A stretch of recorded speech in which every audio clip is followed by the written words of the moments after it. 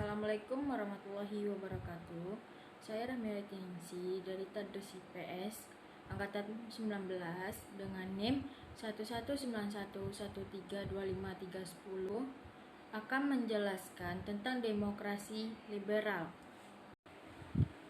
Demokrasi liberal atau demokrasi parlementer didefinisikan sebagai sistem politik dengan banyak partai dan kekuasaan politik berada di tangan politis sipil yang berpusat di parlemen.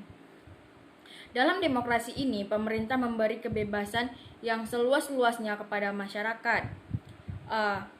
Latar belakang demokrasi liberal ini, pada tanggal 17 Agustus 1950, Republik Indonesia Serikat merupakan bentuk negara hasil kesepakatan konferensi meja bundar.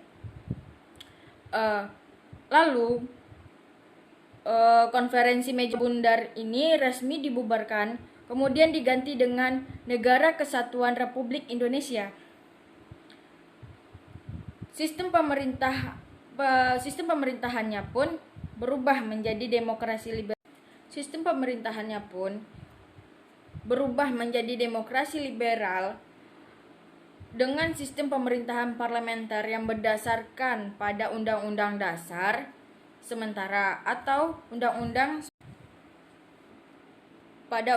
Dasar sementara atau Undang-Undang Dasar 1950. Adapun ciri-ciri sistem demokrasi liberal ini atau demokrasi parlementer yaitu yang pertama, kepala negara presiden tidak berkedudukan sebagai kepala pemerintah karena bersifat sebagai simbol nasional.